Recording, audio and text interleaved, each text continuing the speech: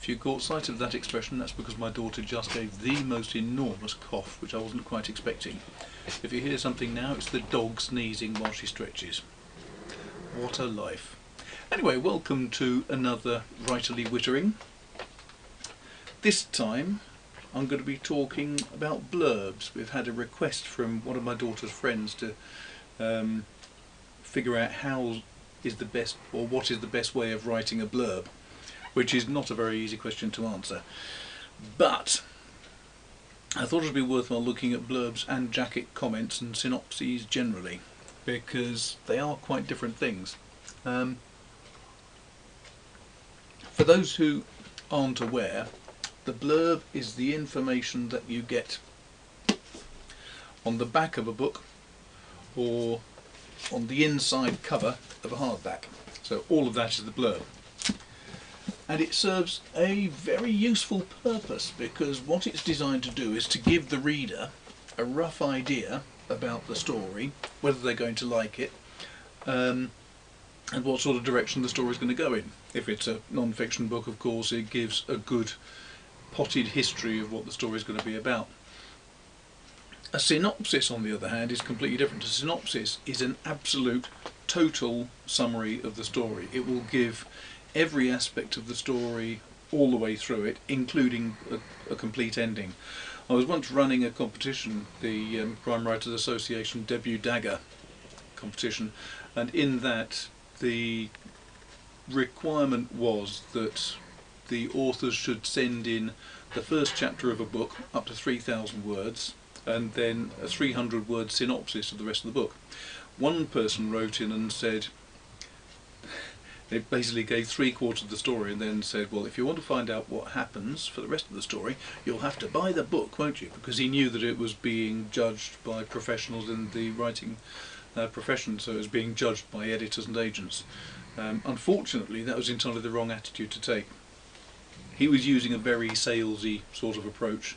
Editors and agents don't want that. They want to know what the story is actually going to be, so that they can tell how the story is going to go all the way through and whether it's worth investing 20, 30, 40,000 pounds in the story.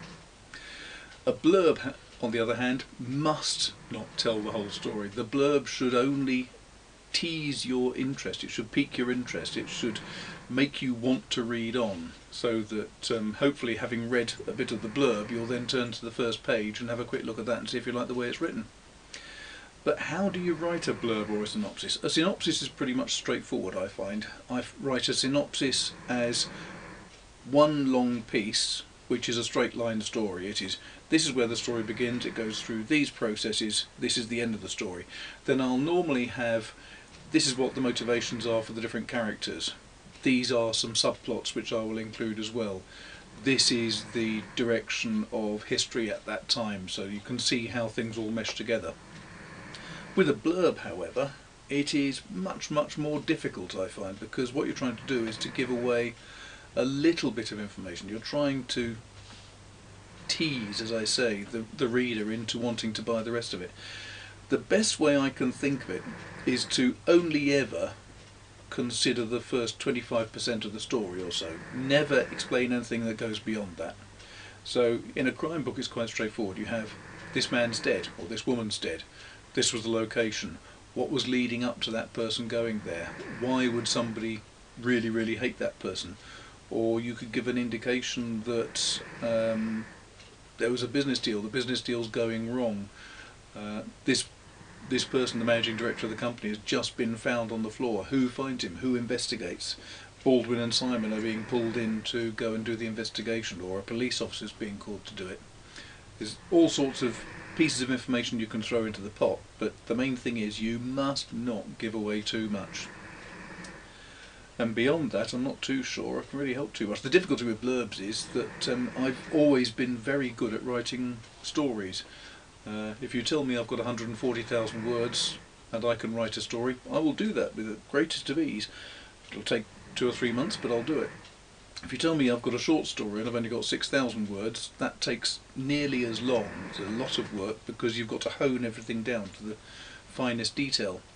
And if you ask me to design a blurb, or even the title of a book. I find both of those incredibly difficult because you've got to be so focused on how much information you're giving away, not too much, but just the right amount, and how do you get that across to a reader who hasn't read the book and doesn't want to know what the ending is. That's really difficult. So all I can say is, if you've got to write some blurbs, write them, and then anything that you can see in there that's a bit too much, cut it out. But sadly, only you will know what is too much. And with that incredibly unhelpful note, I think I'd better go. I say thanks to all of those who have subscribed already. They're building up the subscription list really quite quickly. If you've got any questions, and please, if you've got any ideas for future videos, put a comment down there. I'll read it and I'll reply almost as quickly as I possibly can. But thanks to all those who are sharing it, subscribing it, liking it and commenting on it. It really does make it much more worthwhile when you can see that people are actually paying attention, if some of you are. So thanks a lot for that, and enjoying my cup of tea here. See you next time. Bye.